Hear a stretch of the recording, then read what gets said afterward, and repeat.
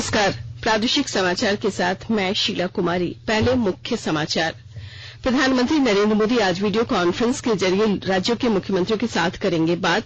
कोविड-19 संक्रमण के खिलाफ जारी अभियान पर होगी चर्चा। कोरोना वायरस की रोकथाम के लिए बनी राज्यस्तरीय समन्वय समिति की बैठक आज। मुख्यमंत्री हेमंत सोरेन होंगे शामिल। राज्य में कल 16 नए कोरोना पॉजिटिव केस मिले। अब तक कुल कोरोना संक्रमितों की संख्या 83, इनमें 15 हुए ठीक। और धनबाद जिला हुआ कोरोना मुक्त। कोरोना पॉजिटिव पाए गए दोनों मरीजों की लगातार दूसरी रिपोर्ट भी निगेटिव। प्रशासन ने कोरोना योद्धाओं और लोगों के सहयोग के लिए जताया आभार। अब समाचार विस्तार से। प्रधानमंत्री नरेंद्र मोदी आज वीडियो कॉन्फ्रेंस के जरिए राज्यों के मुख्यमंत्रियों के साथ बात करेंगे। इसमें मुख्य रूप से कोविड-19 संक्रमण के खिलाफ जारी अभियान पर चर्चा की जाएगी। पिछले महीने से जारी राष्ट्रव्यापी लॉकडाउन के बाद से मुख्यमंत्रियों के साथ प्रधानमंत्री का ये तीसरा संवाद होगा। कोरोना वायरस की रोकथाम के लिए बनी राज्यस्तरीय समन्वय समिति की आज बैठक होगी। मुख्यमंत्री हेमंत सोरेन की अध्यक्षता में राज्यस्तरीय समन्वय समिति की बैठक में आए सुझाव के अनुरूप ही फैसला लिया जाएगा। रांची जिले के उपायुक्त राई महिमापत रे ने वरीय पुलिस अधीक्षक अनिश गुप्ता के साथ राजकीय अतिथिशाला में संयुक्त रूप से प्रेस कॉन्फ्रेंस की, जिसमें उन्होंने कोरोना पॉजिटिव मामले के बारे में जानकारी दी। उपायुक्त ने बताया कि कल शुरू में सामने आए 6 मामलों में 3 हिंदपीढ़ी से जुड़े हैं। एक संक्रमित सदर अस्पताल की नर्स है, एक जिला प्रशासन का कर्मी है तथा एक जिला प्रशासन के द्वारा हायर किया गया मजदूर है, जो कि कमांड एंड कंट्रोल रूम में काम करते हैं। श्री रे ने कहा कि कमांड एंड कंट्रोल रूम से जुड़े कोरोना संक्रमण के मामले के सामने आने के बाद संक्रमित के संपर्क में आए लोगों की जांच कर ली गई है। उन्हें क्वारंटाइन कर दिया गया है। सेकेंडरी कॉन्टैक्ट की भी टेस्टिंग हो रही है। उन्हें भी होम क्वारंटाइन कराया जा रहा है। उपायुक्त ने बताया कि कमांड एंड कंट्रोल रूम को सैनिटाइज किया जा रहा है। नेताजी नगर में भी कंटेनमेंट सेंटर बनाया गया है। यहां से एक कोरोना पॉजिटिव केस सामने आया था। चर्चा करने के बाद इसे कंटेनमेंट जोन बनाया जाएगा। लॉकडाउन के दौरान दूसरे प्रदेशों में फंसे मजदूरों को राज्य सरकार द्वारा हर संभव मदद पहुंचाई जा रही है। बोकारो जिले के 16,000 से ज्यादा मजदूरों ने ऐप के जरिए मुख्यमंत्री विशेष सहायता के लिए आवेदन दिया है। विस्तृत ब्यौरे के साथ हमारे बोकारो संवाददाता।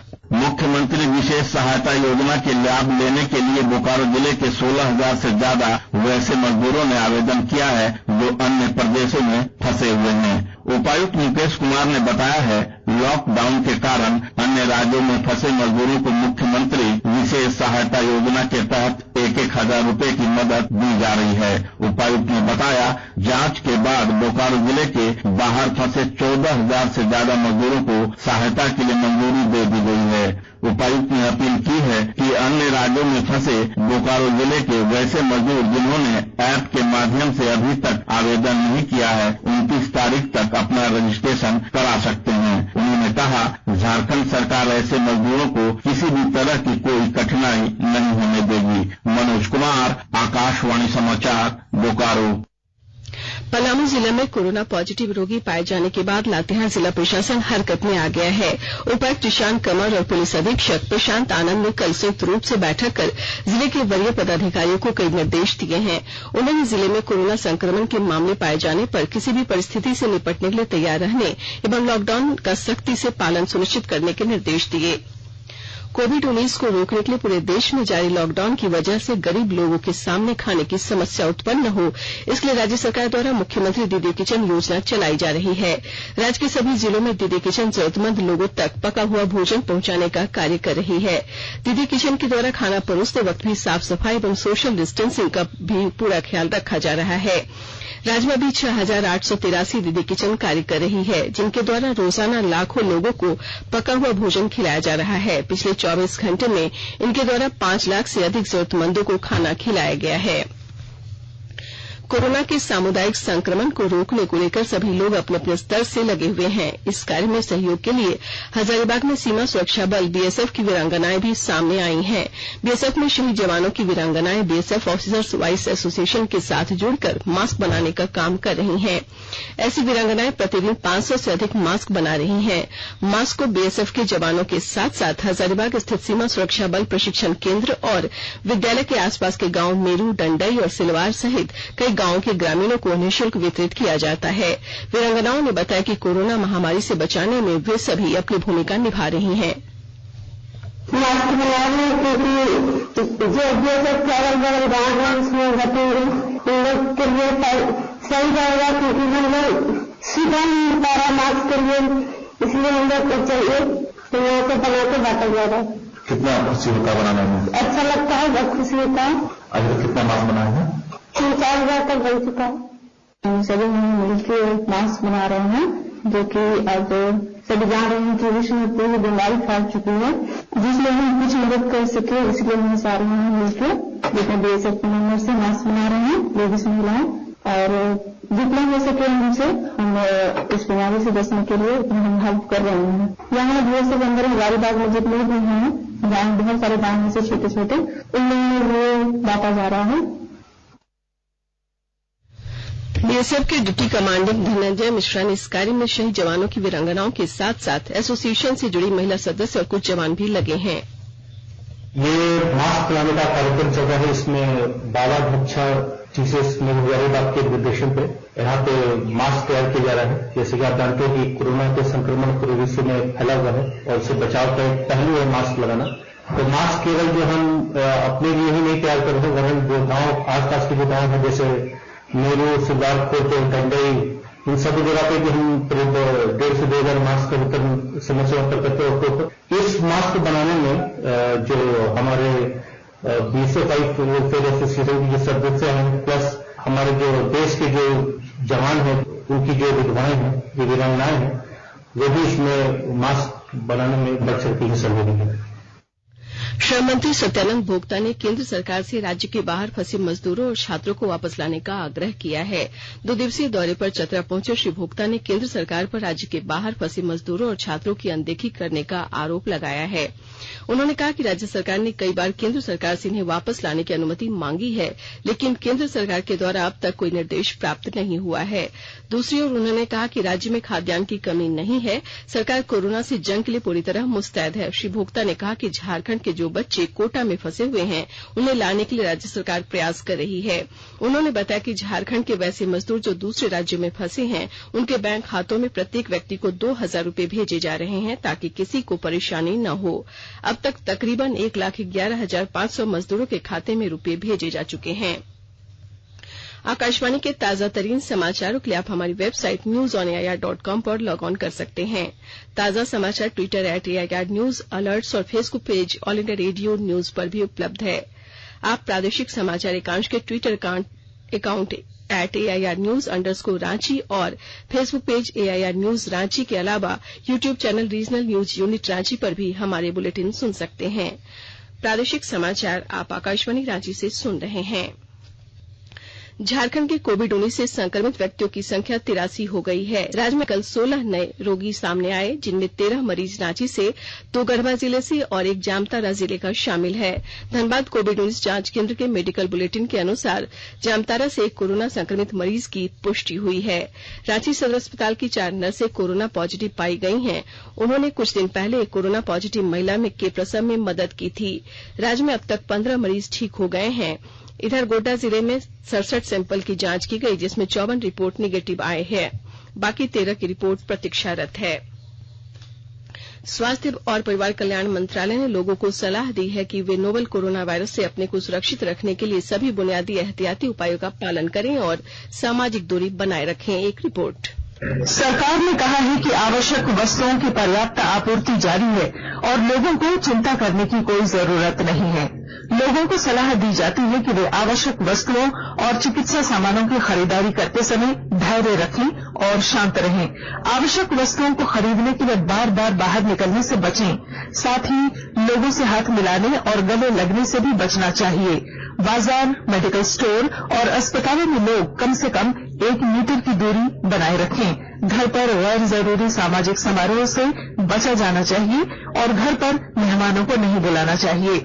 लोगों को अपनी आंख, नाक और मुंह छूने से बचना चाहिए और लगातार हाथ साफ करते रहना चाहिए।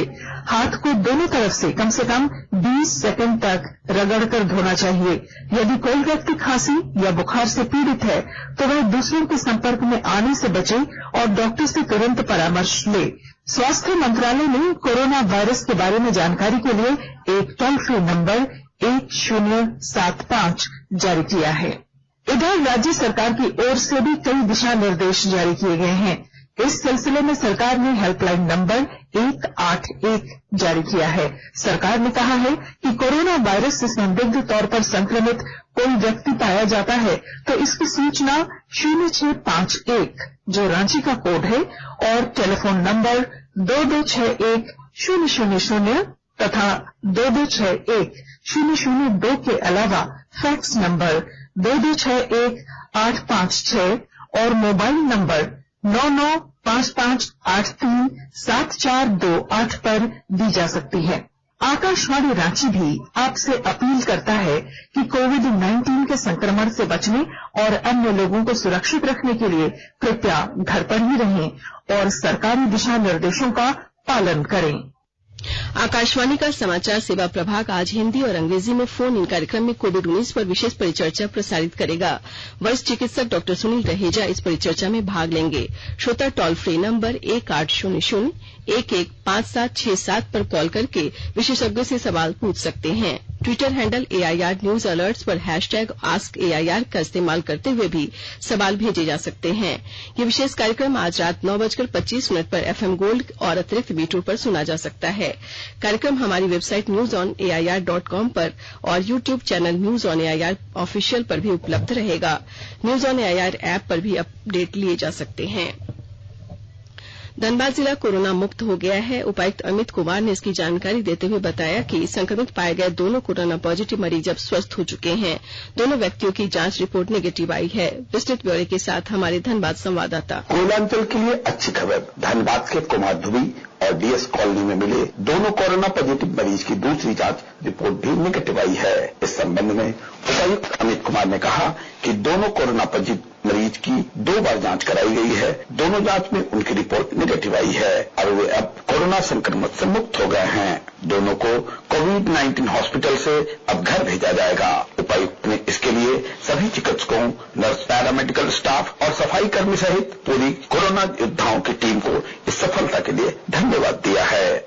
अजय कुमार सिन्हा, आकाशवाणी समाचार, धनबाद। केंद्र सरकार ने मीडिया के एक वर्ग में आई उन खबरों को खारिज कर दिया है कि सरकारी कर्मचारियों की सेवानिवृत्ति की आयु 50 वर्ष करने का प्रस्ताव है। कार्मिक जन शिकायत और पेंशन राज्य मंत्री डॉक्टर जितेंद्र सिंह ने नई दिल्ली में कहा कि सेवानिवृत्ति की आयु घटाने का कोई प्रस्ताव किसी भी स्तर पर नहीं है। उन्होंने कहा कि कुछ निश्चित स्वार्थी तत्व हैं जो पिछले कुछ दिनों से सरकारी सूत्रों के हवाले से गलत सूचनाएं दे रहे हैं। गृह मंत्रालय द्वारा लॉकडाउन में छूट दिए जाने को लेकर रांची जिला प्रशासन राज्य सरकार के निर्देश का इंतजार कर रहा है। रांची के उपायुक्त राय महिमापत रे ने कहा कि रांची रेड जोन में आता है, इसलिए इसमें बदलाव होगा। उन्होंने कहा कि इसे लेकर जल्द ही आदेश निकाला जाएगा। उन्होंने बताया कि ग्रामीण क्षेत्र में गृह मंत्रालय द्वारा दी गई छूट लागू है। शहरी क्षेत्र को लेकर आदेश जल्द निकाला जाएगा। पश्चिम बंगाल के वर्धमान जिले में से साइकिल से गोड्डा पहुंचे 13 मजदूरों को सिकिटिया क्वारंटीन सेंटर भेजा गया है। सभी मजदूरों को गोड्डा थाना प्रभारी ने भोजन का प्रबंध कराकर 14 दिनों के आइसोलेशन में भेज दिया। इधर गोड्डा के डालसा सह CJM ASK सिंह के निर्देश पर मुख्यमंत्री दीदी किचन के संचालन में सामाजिक दूरी की जांच की जा रही है। गोड्डा के सुंदर पहाड़ी के कुछ स्थानों पर बहुत वृद्ध लोग मुख्यमंत्री दीदी किचन तक जाने में असमर्थ हैं।